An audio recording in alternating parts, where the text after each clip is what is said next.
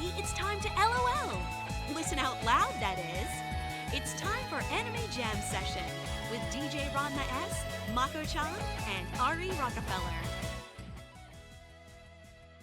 Hey everyone, welcome to Anime Jam Session, episode number 705. And for some reason, Discord is not wanting to play right. So let me fix this again and let me switch things over. And here we are, we're back on the screen. So that is perfect. So once again, welcome to episode number 705. We are that podcast that talks about anime, games, conventions, the fandom, geek stuff, and everything in between. I'm DJ Ranma S. And I am Mako-chan. And I just got a strange error from VLC. I'm just like, please don't crash when I have you play the outro. I mean, I can fix it, but at the same time, you know, it is what it is. And the first person that says I should move my entire setup to a Mac, if you're watching, this is all I have to say about that. And if you're really serious about me wanting to switch to a Mac, you must have Mac money, so by all means, you can pay for it. Christ on a cracker. So, anywho, Mako-chan, how are you doing tonight? Meh. I kind of feel the same way. I'm trying to shamelessly promote our show on Facebook, like on my personal page, and Facebook has been giving me a middle finger for like the last 10 minutes. And I'm just like, well, what the fuck, dude? Is Facebook on its period or something? Facebook has just been Facebook for a very long time. I know. I was hanging out with a friend of mine over the weekend, and she was telling me that one of her friends, his Facebook and Instagram was completely deleted, you know? Logged in, nothing. Got no warning, no nothing. And I'm just like, well, what the fuck caused that? I thought it was like maybe it was two-factor authentication, but no, it really wasn't. So, I don't know. No, it's just the idiots at Facebook. Yeah, I kind of figured as much. And I was just telling her, you know, best thing to do is just do a backup of download your setup, like your profile, like every week. That way you don't miss anything. One thing I can think of, which is something I should do, but I'm too lazy. I kind of feel like if I log and everything is gone, I'm like, oh well. Yeah, I would be upset, but I still have all the pictures, and that's all I really care about. Well, some of my pictures are gone because if you remember 7 years ago, I had a pretty bad hard drive crash. And it was basically my own damn fault for it because I didn't think to do the right thing. And for those of you who are wondering what had happened, it was acting slow and sluggish. So I'm thinking Windows was on a bad drive. So I swapped the drive. So instead of doing a fresh copy, I cloned it. And the system crashed during the clone. I hit restart. Everything was gone. And I didn't think to unplug the other data drives before doing it. Because if I had done that and it crashed, it would not have mattered because everything would have been backed up. And then what happened after that was after I got some stuff back, I sent my drives out for a recovery. And the guy screwed up on the recovery and charged me $1,400. And through the help of Louis Rossman trying to deal with the situation and how to re-report it, I got my $1,400 back. And the tech guy had the audacity to call me and tell me he did it correctly. No, you did not. Now, those of you who are wondering why I allowed somebody else to do it when I am a tech professional, here's the thing. I was trying to minimize my downtime of Twitch streaming. I was not in the proper headspace to do this recovery and so forth, and I didn't have enough equipment or setup or hookups to do everything across the board the way I want it to. So I'm like, let somebody else do it in a week or whatever. So it took longer than a week. It took about a month and some change. And I'm just like, the fuck? And he's like, and he says I can supply my own drives to save money. He had it backed up to a couple of Western, whatever. All I know is I still have those drives. and I'm probably going to check them, the recovery drives that is, because honestly, there's nothing on those drives I really need. So I'm probably gonna wipe them and just be like, here, have this drive. So put some backup software on it, like handle your business. Which reminds me, Mako, do you need a backup drive? Um, I think so. I'm Hmm. pretty sure the one that I did have was starting to go.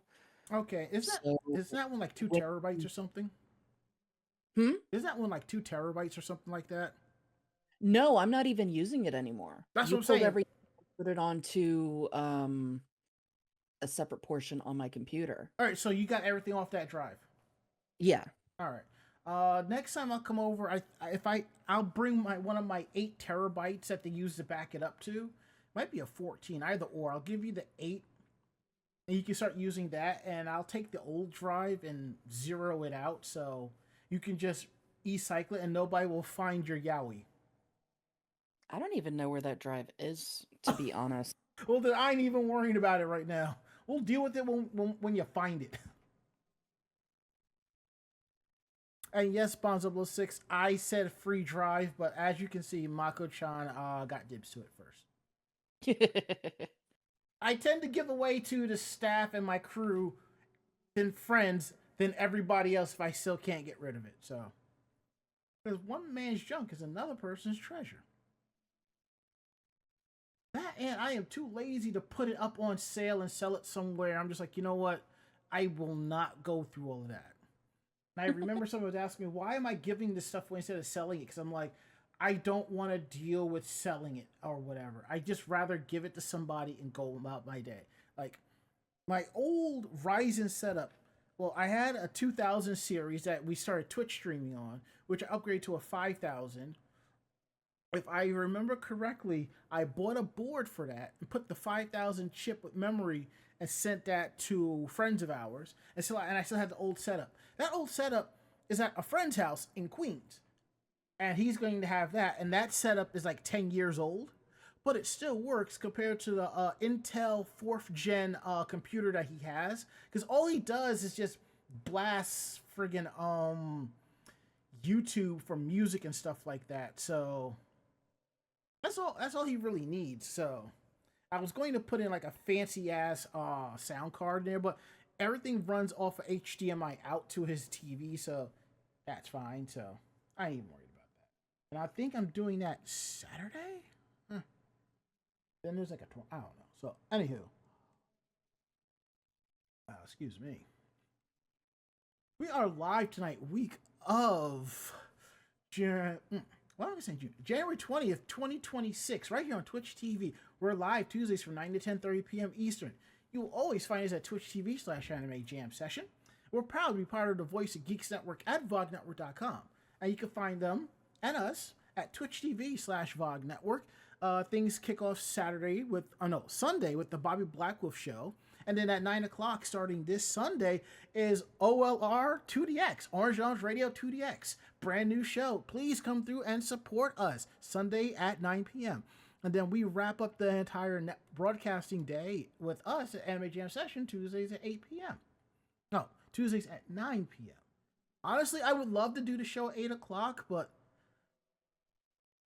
I don't think I can pull it off. Granted, with my new commute, it is a possibility now. That would be nice, but we will see. And Bonzo6 says, if my job keeps this extra pay thing going, I may just get that 8 terabyte. Dude, don't sell yourself short. Seagate has a 20 terabyte drive or 22 terabyte drive for like 2 and change on their website, Best Buy, and Micro Center. I highly recommend you look into that. Oh, and Ari is off tonight. He had to do basically overnight into his normal shift, so he is at home getting the rest that he deserves. He will be back with us next Tuesday. So now that we got that out the way, Mako-chan, how was your week and how was your day, and who is gracing us on the screen today? Week wasn't horrible. Basically played The Animal Crossing update in red. That's about it. And gracing the camera is singing Jigglypuff. This was one of the new Hallmark ornaments for this year. And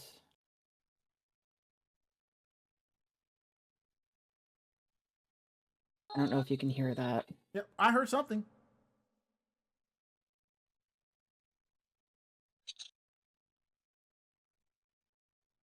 I definitely heard something. Yeah, so it sings. Mm-hmm. And seeing as how it is voice matched by a friend of mine, I decided that I needed to have it. Wait, she voice matched that? Yep. Oh shit! I did not. Okay, I have to. I will have to get one just because. I have to get one now. Yeah, so when I told my mom, she got me one and she got my cousin one. Now does the Yeah, green I had to have it. So now does the green top come off and double as a Sharpie? I wish, but no, it's just a microphone. Oh, okay, cool.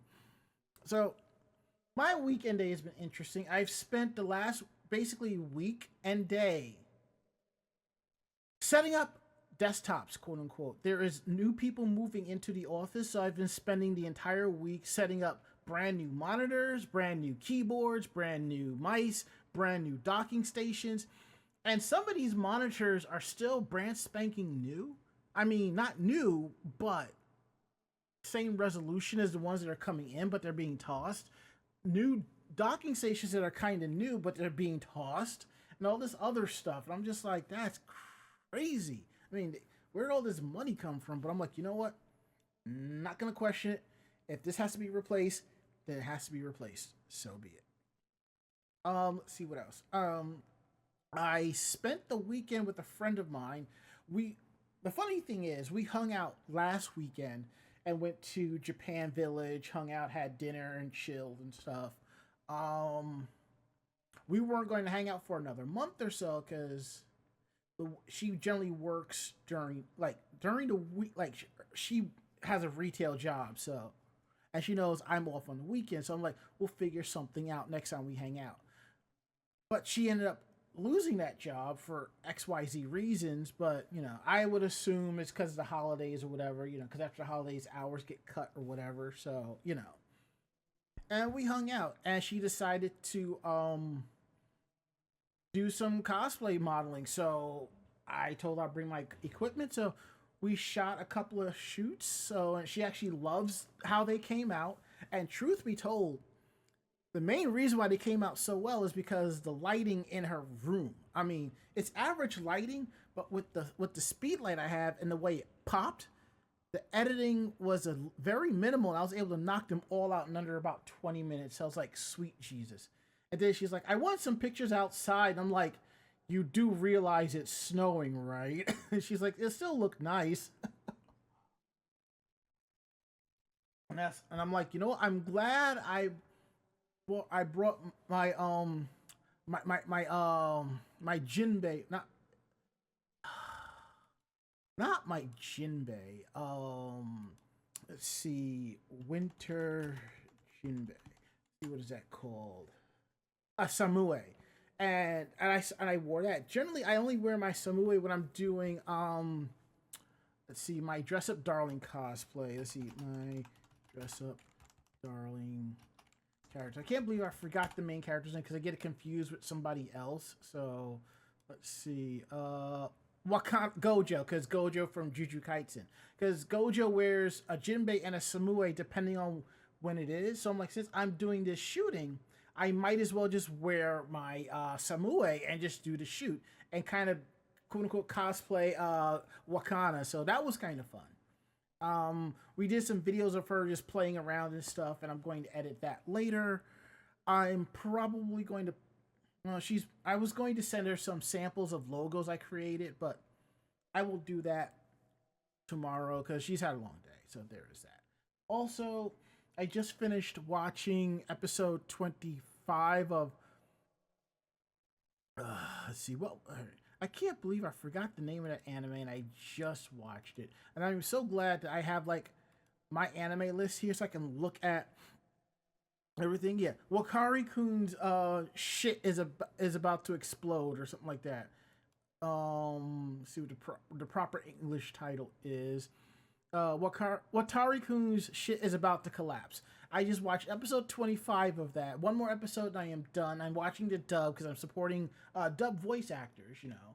And at first, I was really enjoying this anime. I just don't like who he ended up with. This is the second anime that I watched where I did not like who the main character ended up with. In this one, I really think Satsuki is just fucking with his head, gaslighting him into getting him to date her because of her childhood trauma and all of that. I'm just like, that is some bull. There's that. I watched episode 12 of Tales of Wedding Rings Part 2. One more episode, I'm done with that, and it's looking out to be really good.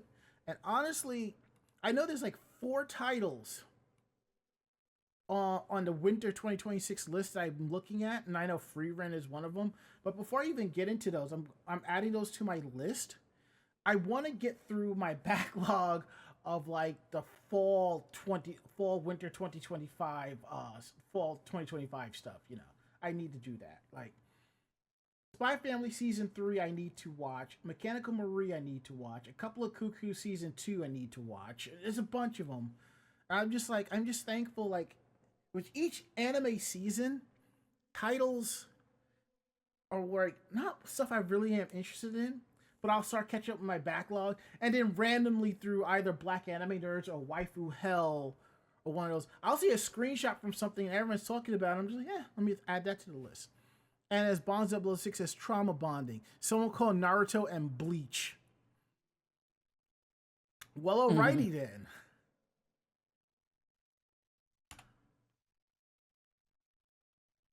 It is funny that you say trauma bonding. Like a few years back, trauma bonding was not a thing. Now it's in the DSM, so it is a thing. It's like when people were saying neurodivergent and psychiatrists and therapists were not using that term because it wasn't in the DSM, but now it is. And also, I haven't mentioned this, but like in the last, I think since November, I've started drinking mushroom coffee. And one of the reasons why I started drinking it because I was working from home and I didn't want to sit there and buy bags of coffee and brew it every day. I only brew at home on weekends and holidays, you know? So I decided to look into it and I started out with that popular one, Everyday Rise, the one that Neil Patrick Harris was shilling. It was good, but it left a lot of sediments behind, so I stopped drinking that. And I'm trying this one called Everyday Doze, and so far it's pretty good.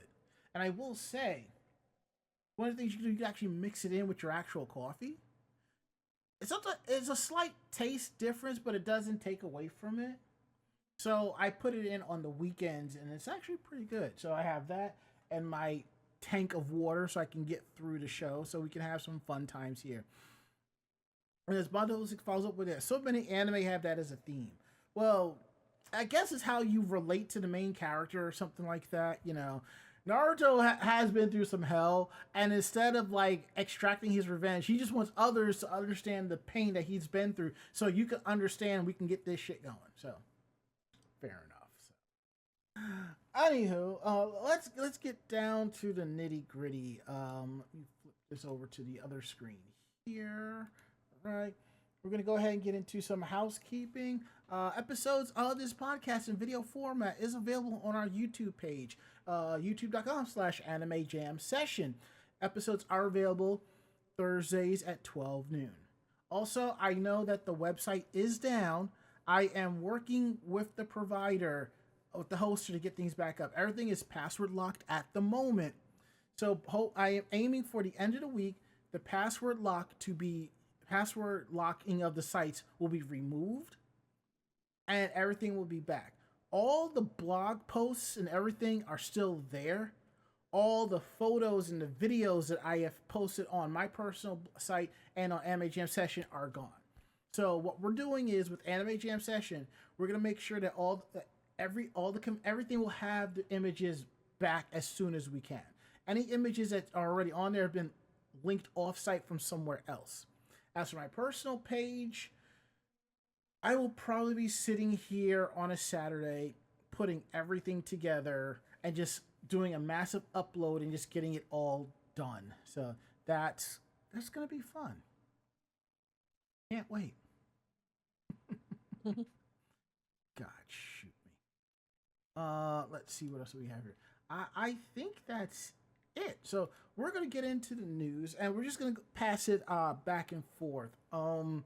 Mako, can you tell us what about this scanlation site that got shut down?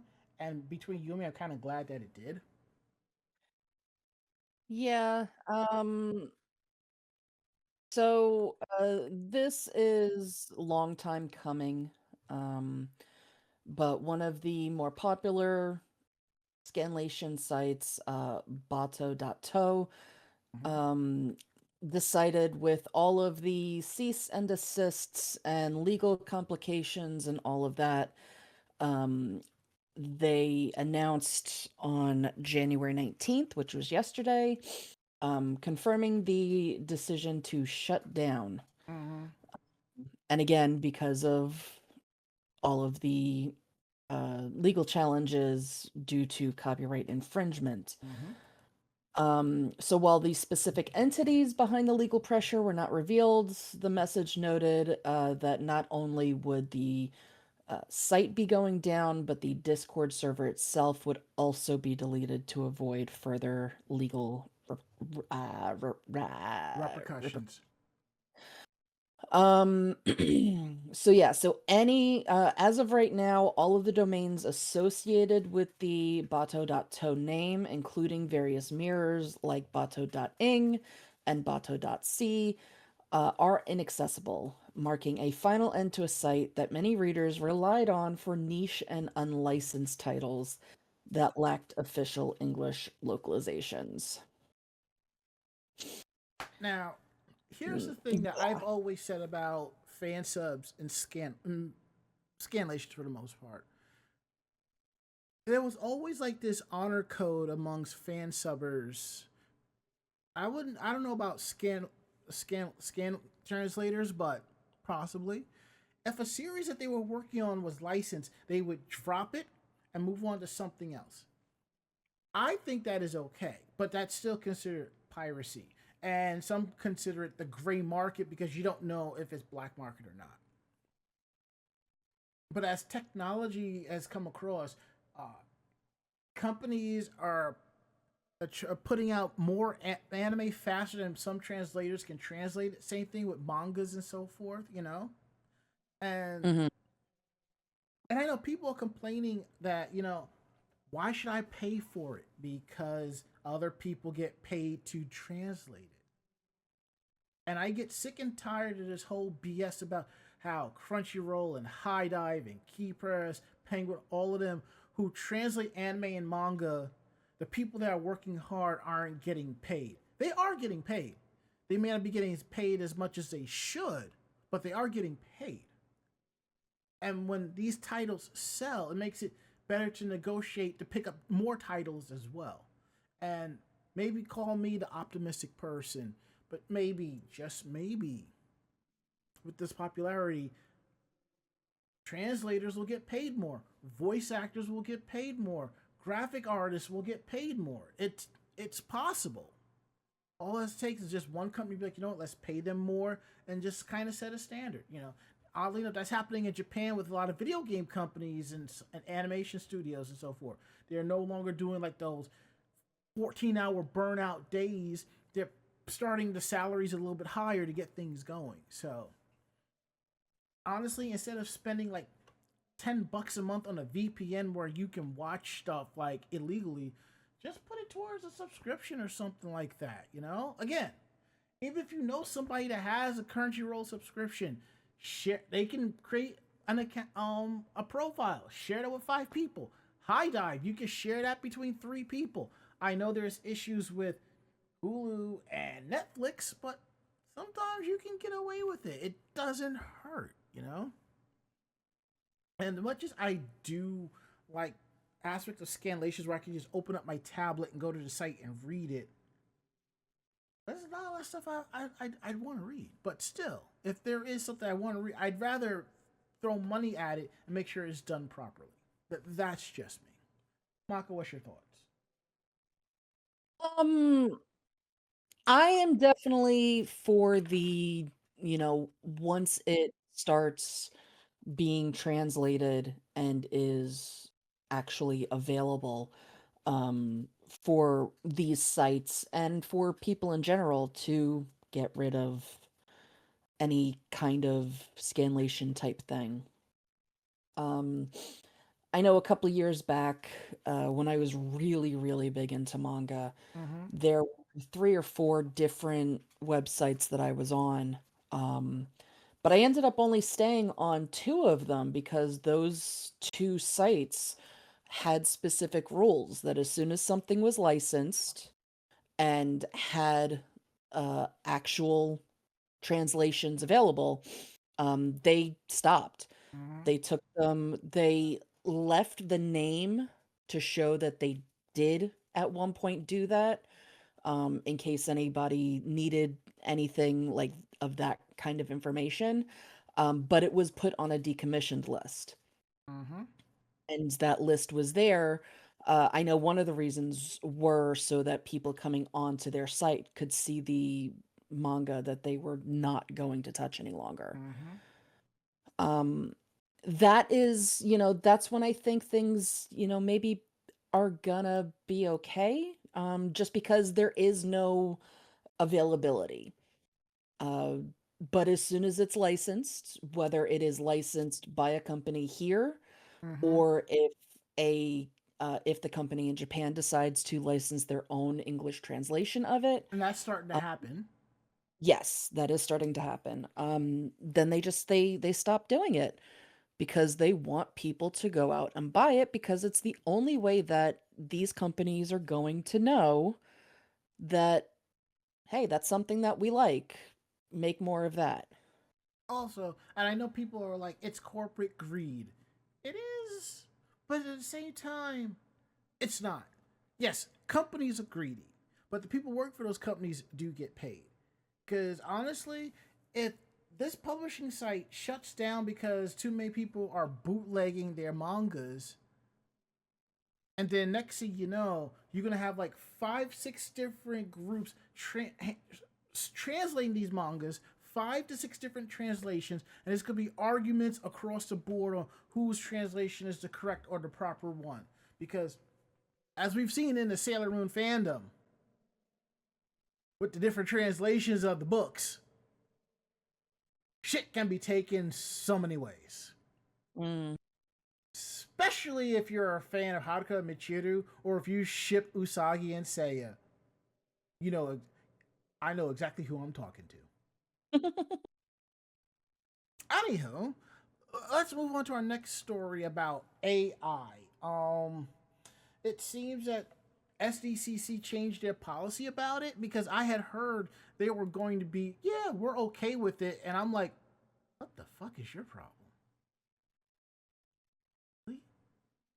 I mean, all that brouhaha over trying to copyright the term or the phrase Comic Con, and you're just like, we're gonna allow AI. Are you mad? Did you not take your smart pills? Make it make sense. I mean, really. Now, if I can just get the page to load, that would be great. Let me see if I can find this from another source and see what's up I can get from that. Okay. Let's see if I open it up from here. Oh, no. Don't tell me this site is running into some issues here, because that's not good. All right. So until the main site that we get our sources from Anime News Network comes up, I am going to tell you what's up from Comics Beat, who has a similar take on what's going on.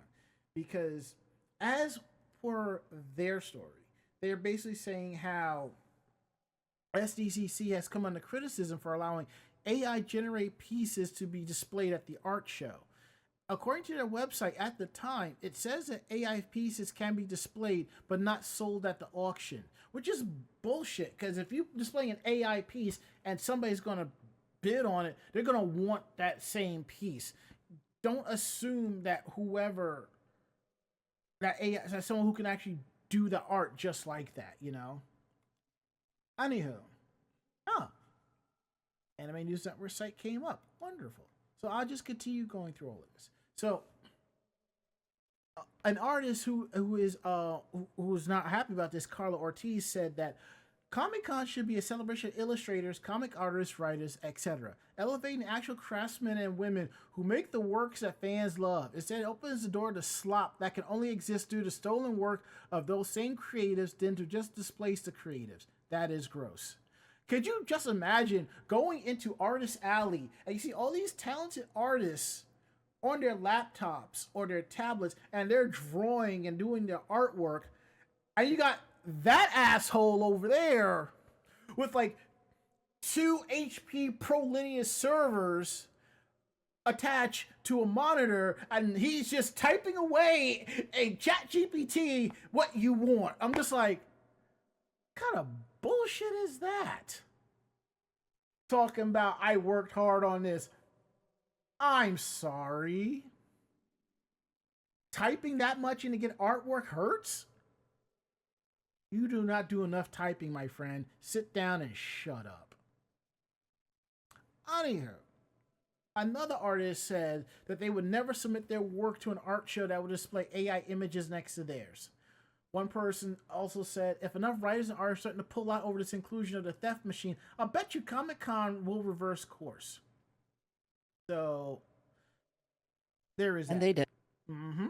And as this last part here says, SDCC's apparent acceptance of AI generating imagery stands in contrast to other organizations like GalaxyCon, which is banned it all from their conventions, or DragonCon, who had the police escort a vendor off their site for selling AI prints. A 2025 report from Forbes noted SDCC organized Comic-Con International was an outlier, not having a documented policy on AI art on the exhibit floor, and noted that piece in CCI did not respond immediately to inquiries regarding its stance. Now, I've been to a few conventions, and I do see it from time to time, and I just let artists out and look, that's stolen art, or that's AI-generated art. You might want to look into that. If it's that good, I expect you to be there with like with a book binder with pencil sketchings of it, or your laptop set up with an external monitor with a rotating video of all your sketches and so forth. You know, I expect something like that, or a tablet you can slide back and forth and see what is up. You know, I expect that to happen. You know, but to get back to SDCC and what they're saying, they basically modified their rules and said no generative AI. Material created by AI is partially or wholly is not allowed in the art show. If there are questions, the art show coordinator will be the sole judge of acceptability. And this change was made after artist Carla Ortiz, who we quoted a few minutes ago about her views on this, made a Blue Sky post criticizing the art show's previous policy. So we're glad that change was made. So, and if you want to check out some of these talented artists and their hard work, the art show is held at the Manchester Grand Hyatt, and you do not need a badge to attend this. It will be there from July 23rd to the 26th. There is that. And I will say this, and I've already explained this once, and I'll continue to explain this more than once, especially to that one person who thinks all AI is evil. Look, narrative AI and assistive AI, that's good AI. That type of AI is what you find in Cortana, Siri, and other digital assistants and so forth. This is the same AI that helps when you're playing video games, like the difficulty levels. There are games that base the difficulties on how well you play. That's what that does.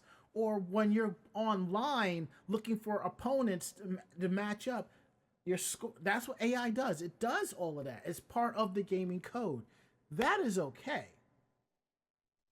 I'll even go as far as saying if you're using ChatGPT to touch up your resume or something like that, I suppose that is okay because have you seen the job market out here? You got to use every single skill that you can.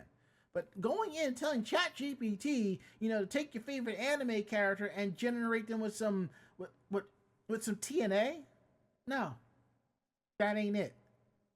That has never been it and will never be it. Thanks for coming to my TED Talk. Mako-chan, let's talk Gundam, shall we? Sure. Too bad it's not the Gundam that we're into, but it's close enough. Any Gundam is a good Gundam. Says the person holding Hiro Yui's detonator switch. What? Actually, that would be a really cool item to have. Well, to be fair, somebody did do a 3D printing of it that I think you pull off a Thingiverse for it, or you can go to Bandai and get the official trigger button. Choice is yours. Anyhow. Yeah. Anyway, destroying Gundam aside. So the staff behind the Mobile Suit Gundam Hathaway anime announced on Wednesday that a sculpture will appear at the 2026 Sapporo Snow Festival between February 4th and 11th. A medium-sized snow sculpture of is that She Gundam? I think so. Mobile suit will be erected at the Adori Site 7 Chrome HBC Plaza.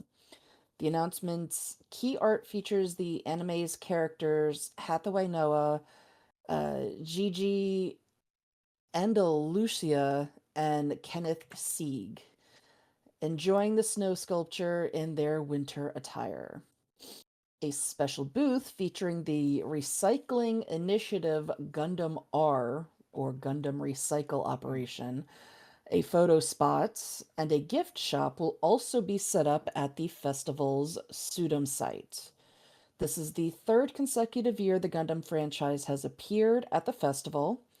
In 2025, busts of the RX-782 model and the GQX appeared at the event. And then in 2024 was Mobile Suit Gundam Seed Freedom's Rising Freedom Gundam. Kadokawa has also announced several anime properties for the event: Oshinoko, ReZero, Medalist, Pandorobo, Odokake, Kozumo, and Knights with a Cat, and the Saga of Tanya the Evil. The sculptures will be open to viewing 24 hours a day, and the sculptures will be illuminated until 10 p.m. The Gundam special booth will be open between 11 a.m. and 8 p.m. That's kind of cool. I wonder how it would look, because if the sculptures are able to be viewed 24 hours a day, I gotta wonder what the rest of the lighting is like if the sculptures themselves are only illuminated until 10 p.m. Maybe if somebody's posted pictures, we could see that. Well, I guess we'll see. Maybe in pictures February. of last year, that is. Yeah. Yeah, I think it's kind of cool. I like that. It's, I think for us, the closest we'll see is somebody building a Gundam down on the Jersey Shore, but I don't know if that's enough sand for that.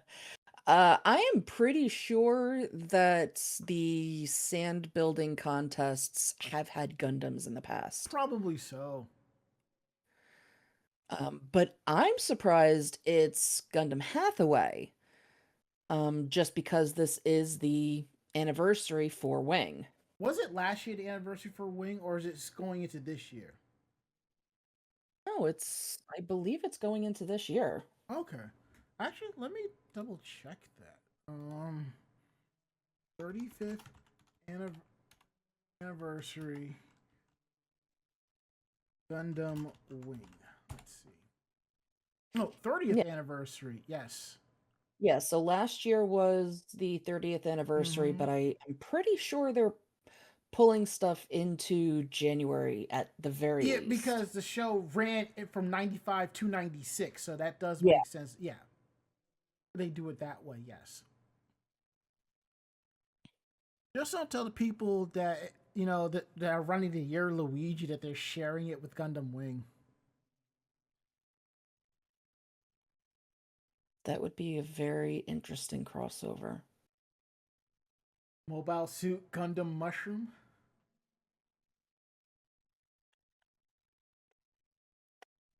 Hiro Yui as Mario.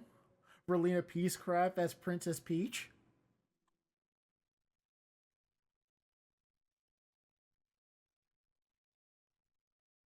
Duo Maxwell as Luigi. Lucretia Noyne as Daisy. There is fan fiction. Oh my god. There is fan fiction. Are you serious?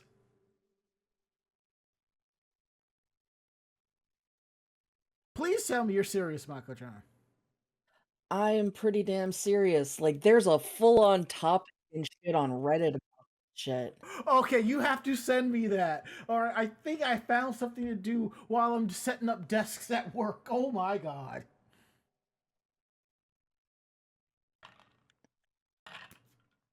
Yeah, it's not a lot, Mm-hmm. and it looks like it's about 2 years. Yeah, about 2 years old. Doesn't matter. It's still worth reading over. Is there any fan art attached to it? Uh,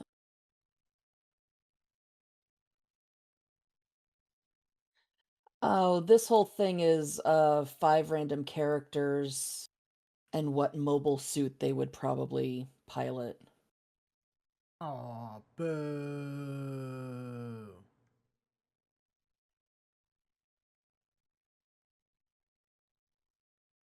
Yeah, but now I have to try and find this fan fiction.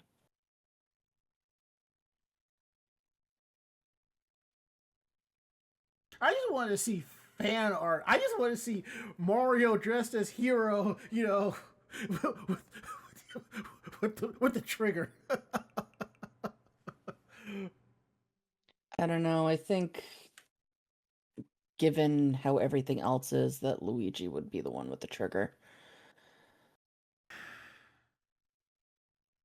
Yeah, but Lucretia is like along the lines of Daisy's personality. They both have zero fucks to give. Yeah. Yeah, I'm not really seeing anything. But if I find it, I will definitely forward it along. And I appreciate that. And here's one to put in your head there, Mako. What's that? Bowser Koopa as Zex Marquis. No. Yes. No. Yes. No. Yes. No. Not even if Bowser had a human form? No. All right. What if Bowser as Zex Marquis is voiced by Jack Black? No. Even more no. Did I just destroy your vision of Zex Marquis as Bowser Koopa holding a bottle of wild turkey? Now you did, but that wasn't even what I was knowing about. Okay, let's hear what you were knowing about. We'll get into our next story. I'm knowing about that if you're going to translate things correctly, then Koopa would be Trey's, not Zex. All right. Okay. All right.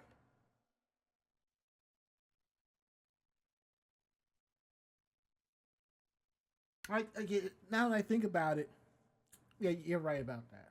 You're right. So I guess Mauser would be would be Trey's, the villain from Mario 2. No. Okay.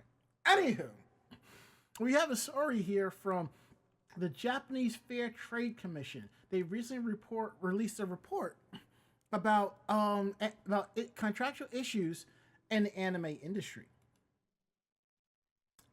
and it goes a little bit like this.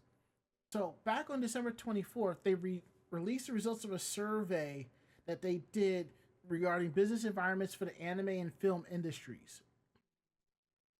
For anime, the Japanese FTC studied transactions between production companies and the contractors and subcontractors and companies and freelancers and try to figure out problematic issues and if there's any illegal behaviors during the contracts, the manufacturing, and payments and so forth.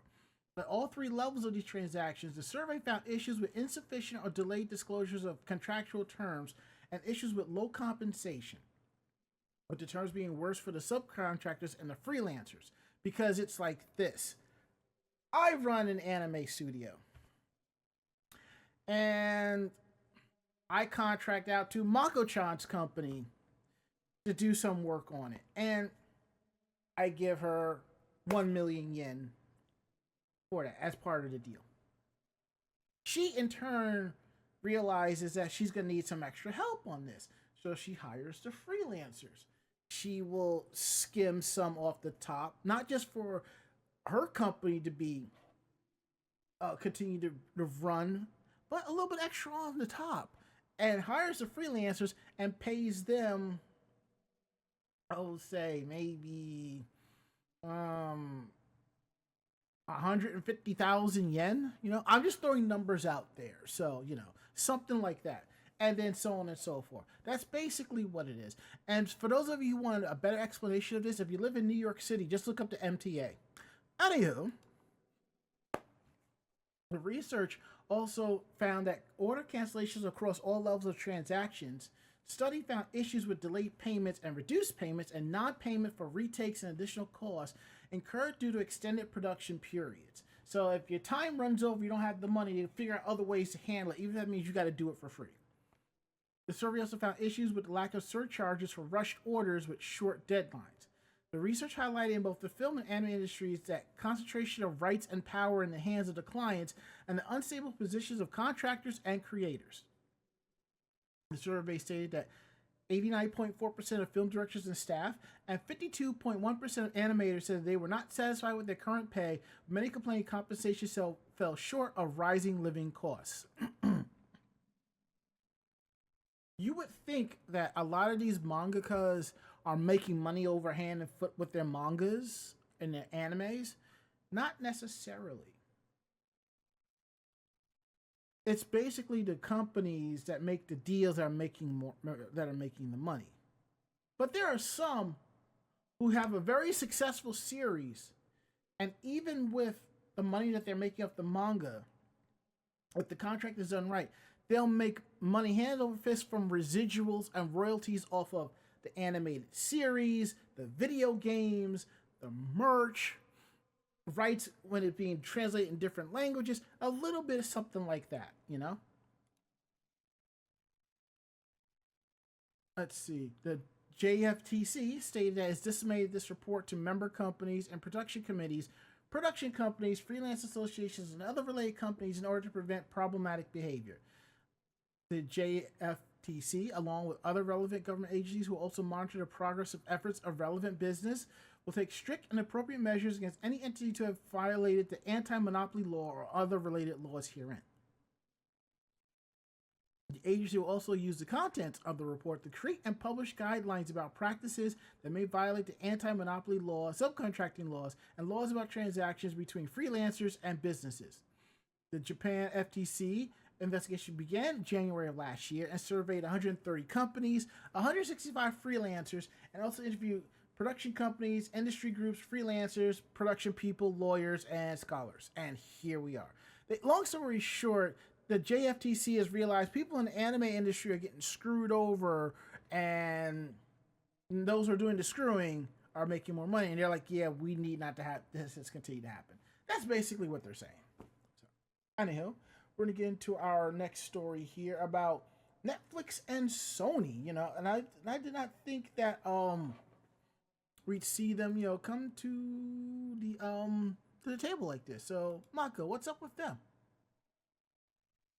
Yeah, so Netflix and Sony announced on Thursday that they have reached a multi-year pay one agreement for Netflix to exclusively stream Sony Pictures films worldwide after their theatrical screening and home video releases for the first 18 months. Mm. The change will take place gradually starting later this year, and the deal is scheduled to take full effect in early 2029. One of the first films to stream under the new deal is the upcoming 2027 live action film, The Legend of Zelda.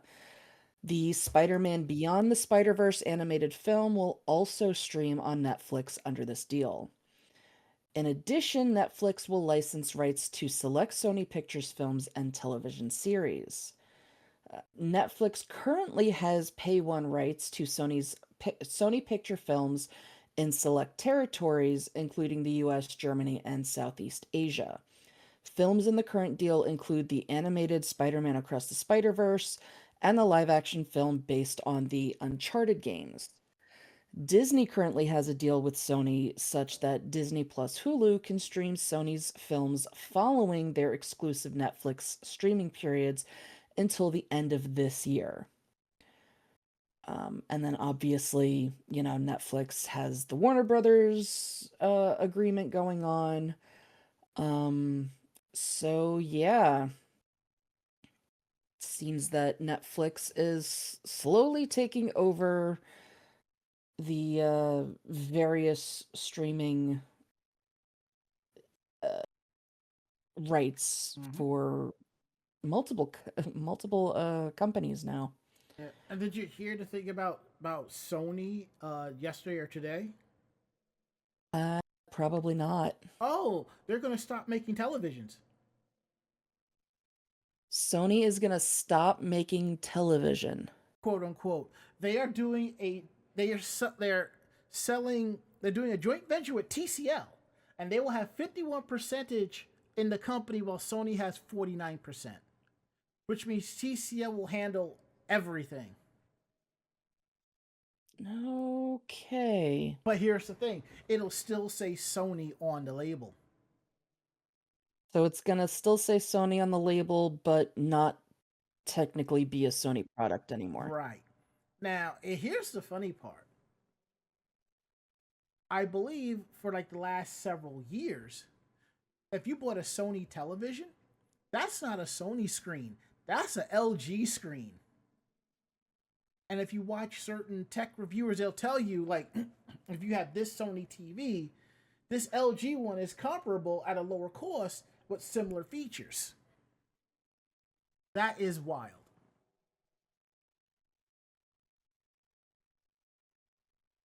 So, which is why I'm kind of glad I still have my LG, and this thing has been going for it's been going strong for 5 years. The only issue I see with it, it kind of flips in and out of HDR mode, but is sparingly to where it doesn't bother me. And even if it's starting to do it on a regular basis, I think I got my money's worth on a TV that I paid $250 for. I guess Sony doesn't want to do it anymore. Let somebody else do it, you know? I will stick with LG and Samsung for TVs as we go on in this world. Moving right along, we're going to get into, I believe, our last story of the night. Let's go forward here. Yeah, about Uma Musume. And I saw this on Sunday, and I was like, this is wild, but it's also awesome, too. So, let's see here. Why does it not go through? Let's fix this. Why is it going backwards? Go forward. There we go. Now it should come up the way it should be. Yes. Yeah, like I said, I saw this pop up and I tagged friends of mine who are Broncos fans. I'm like, you have got to see this because it's far and few when anime crosses over into mainstream fandoms and so forth, you know? And then there's probably a bunch of dudes out there like going, women like football? Yes, actually, women do like football. One of my friends I was hanging out with over the weekend is a diehard Green Bay Packers fan. There is that. So let's see. Let me go pull this up. Now here's the thing. It's about Uma Musume, and there's a couple of Uma Musume cosplayers who are making videos about their favorite team, the Denver Broncos.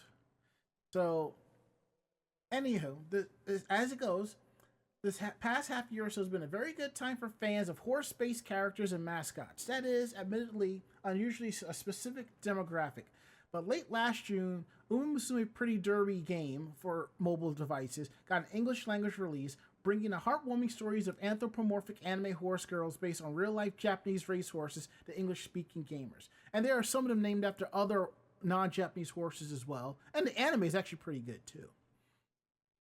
Meanwhile, in the U.S., in the NFL, the Denver Broncos has a 14-3 record, their best season performance in 28 years, and their playoff win means they're one step victory away from the Super Bowl. So, of course, Uma Musume and Broncos fan bases are very excited these days, which makes this especially a great time for a couple of Colorado cosplayers that go by the names of Kyo and Dr. Despair, who have been attending Bronco games and events while dressed as Uma Musume characters. I think that's really cool. It's like your favorite sports team and you get a jersey and you have your favorite anime character's last name on it, you know.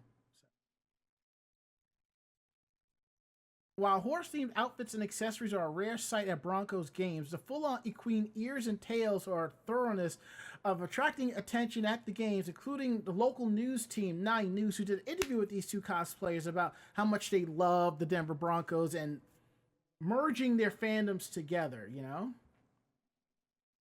The welcome has been warm from pre-existing Broncos fans as well. And as Cosplay Kyo said, I think it's great that two completely different fandoms are combining and enjoying each other's thing.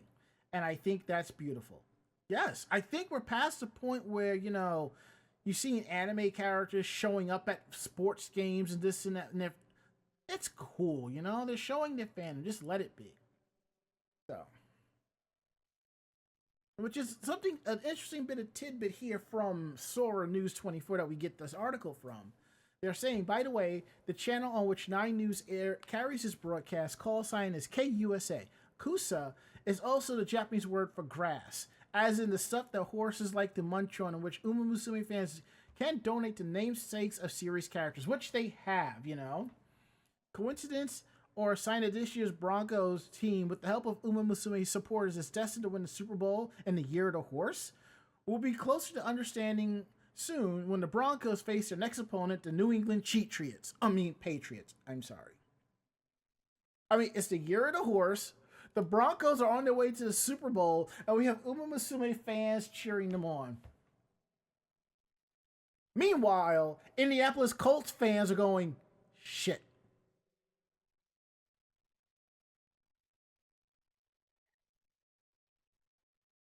And now we get technically, the year of the horse doesn't start until February 17th, but when is the Super Bowl? Before that, it's the first weekend of February. But but think of it this way: if the Broncos win the Super Bowl, make it to the Super Bowl and win, with Uma Musume fans behind them, I think it's a really cool way to kick off the year of the horse. It definitely is. I still think it's a little weird, but yeah, that's me. It is what it is. And now we're at the part of the show that y'all like and stick around for. Meanwhile, in Japan. So we have 3 stories here, and we're going to probably do 2 of them. If we have time, we might drop the 3rd one. So, Mako-chan, which one do you want? I don't know. It really doesn't matter to me. Oh, okay. Let's take a look here. You know what? I'll take the first story because I think it's kind of interesting. And the first Yeah. story is about a man who was arrested for violating Japan's anti-dueling law in downtown Tokyo. Wow, is all I gotta say. Anywho, the late 19th century's Meiji Restoration, which Japan abolished the shogunate and warrior caste, is often treated with a sense of bittersweetness by history enthusiasts and entertainment media. But while there's an undeniable wistfulness to the closing of the curtain on the romantic appeal of the samurai era, the Meiji Restoration shift towards elected officials and codified laws was, in the grand scheme of things, a necessary change, and for the common people, a major improvement over the old system of the guys who are the best fighters can do whatever they want. Of course, the transition wasn't immediately or easy, illustrated by the fact that in 1889, the Japanese government had officially codified a law called Act Concerning the Criminality of Dueling, telling people they were not allowed to duel each other. You'd think 137 years would be... Hold on, let me fix that real quick.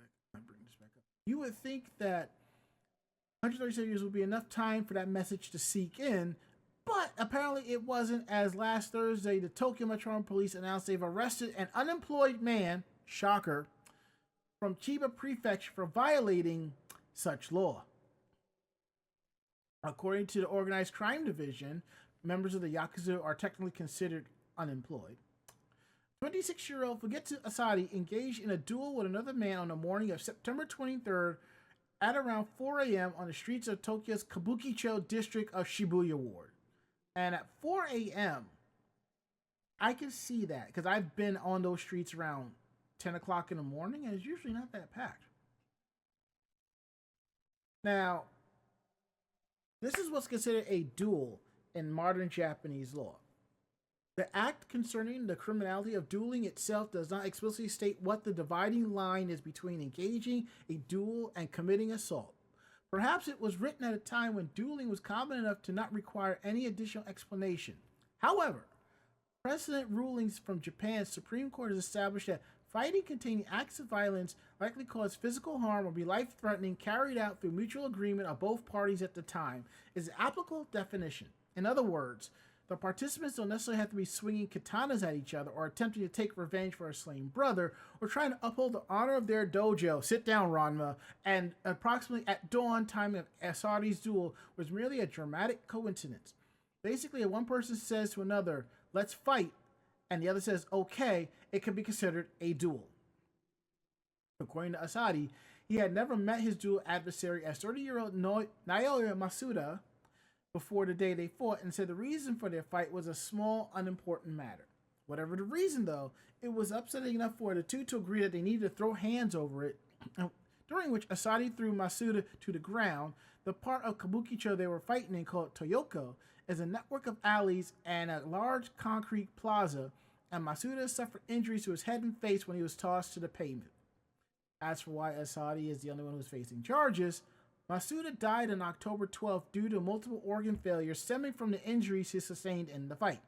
As a result, Asadi is now being charged with manslaughter as well. He has admitted to the charges but says, "I feel deeply remorseful that the person I fought with died." So, dueling indictments don't come up all that often. There were at least 2 instances of them in 2025, one involving a high school student and an adult man in Guma in October, which we may have discussed, maybe, and another in the spring where 2 women from rival gangs in Saitama Prefecture arranged to meet up with some fisticuffs through social media. And for some reason, I'm picturing the inner Senshi dressed as a Basura gang girls, and there's Barrow dressed up as one, and Usagi and Barrow about to throw hands right on the street.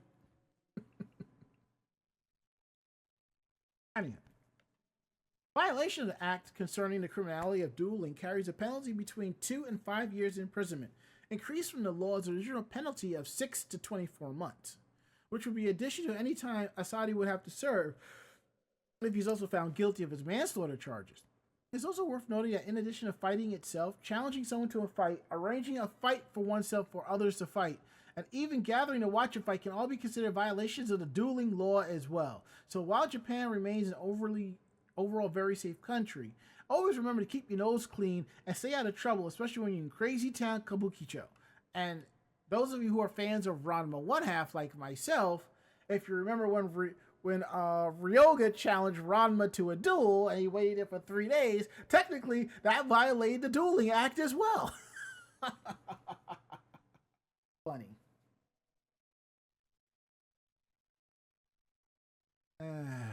Anywho, which one do you want to do, Mako? I am actually going to do the third one. Oh, really? Okay.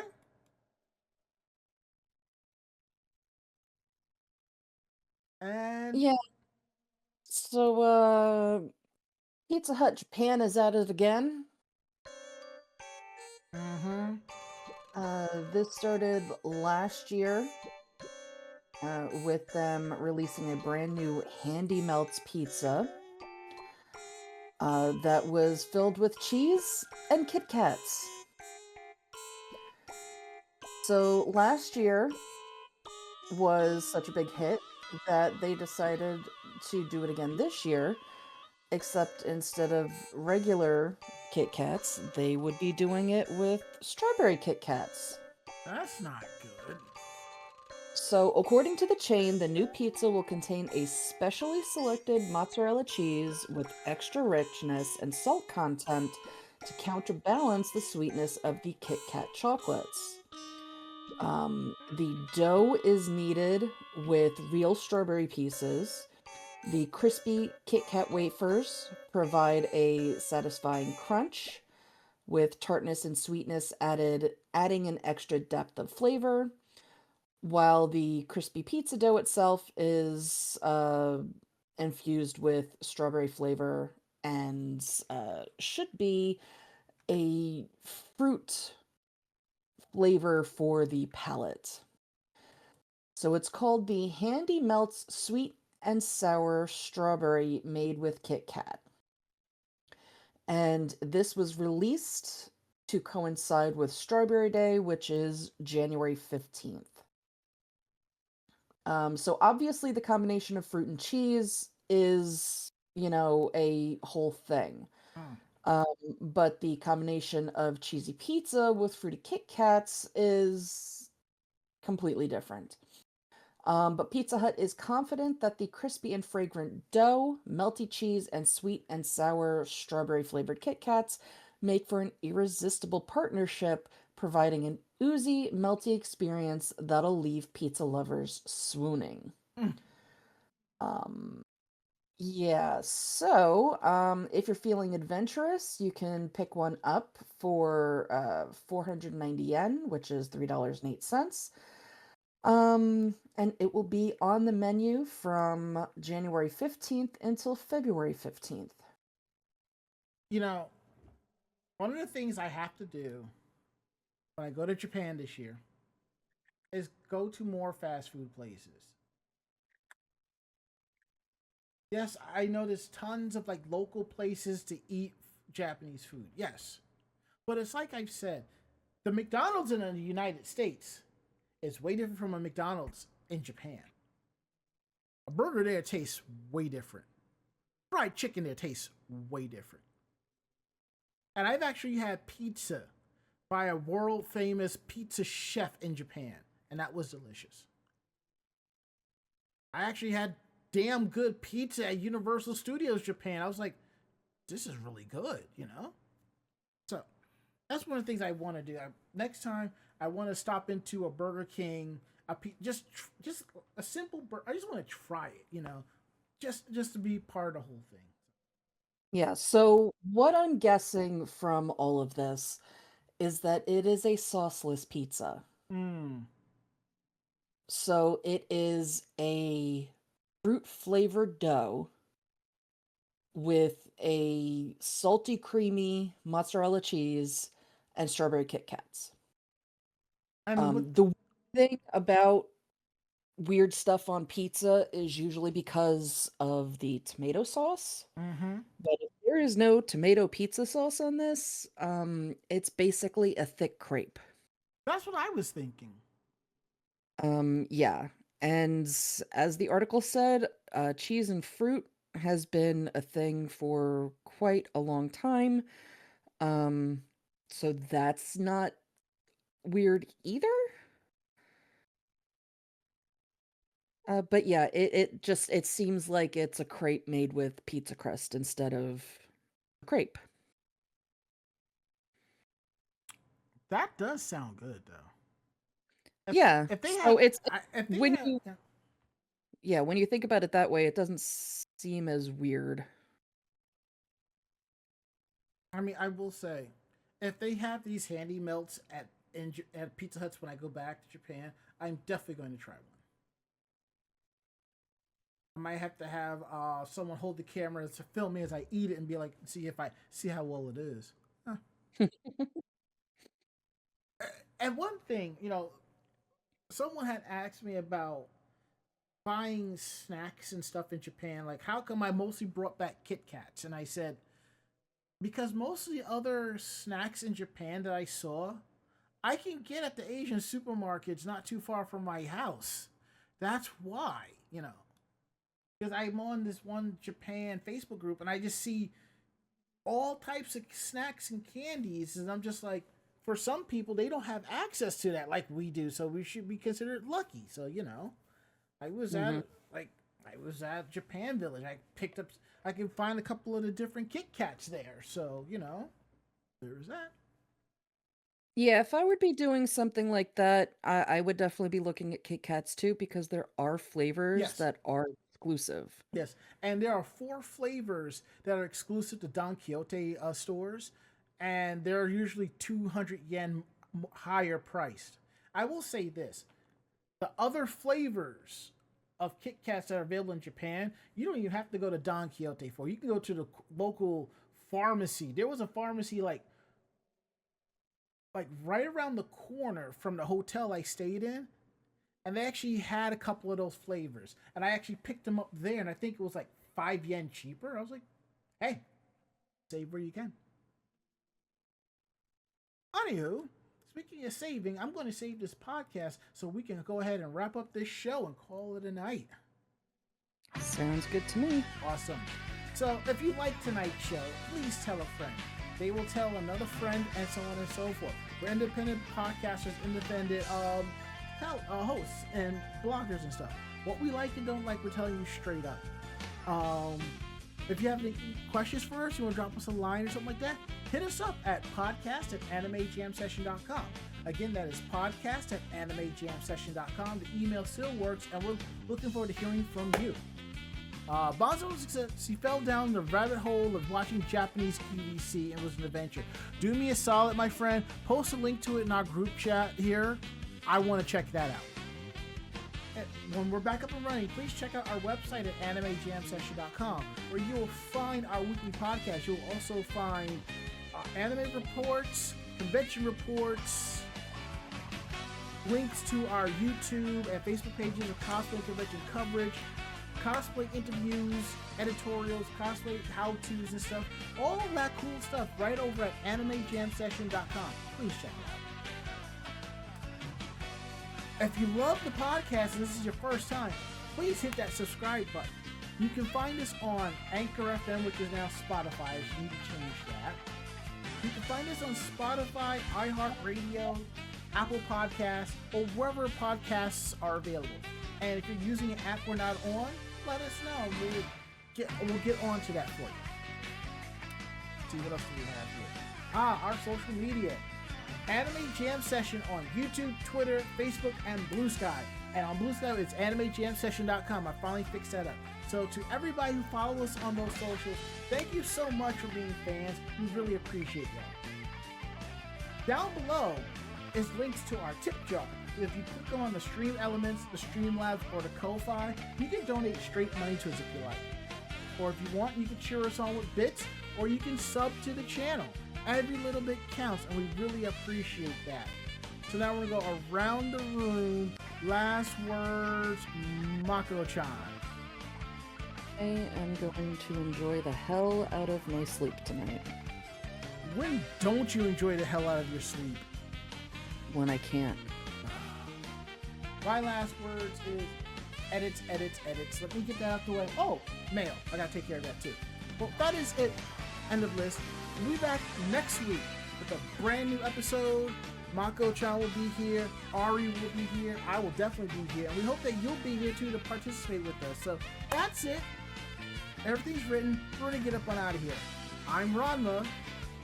And I am Mako-chan. Great fight, great night. See you next week. Good night. Say goodnight, Mako-chan.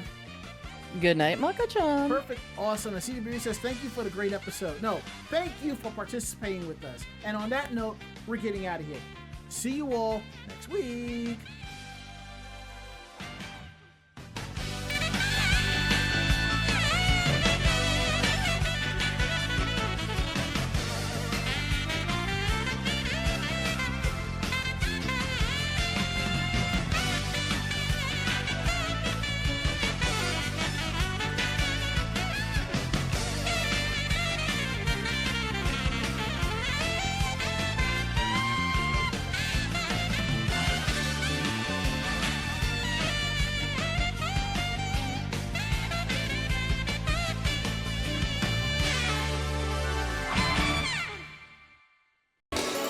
This podcast has been a production of Anime Jam Session and AJS Productions. No fanboys and fangirls were hurt, maimed, shot, electrocuted, or pistol whipped in this episode. For now. The views, opinions, and thoughts expressed on this show do not reflect the staff or the network as a whole. But we're still right, damn it. For transcripts of this episode, start typing. Check us out at animejamsession.com and vognetwork.com for more information about us and other programming. Jamatane!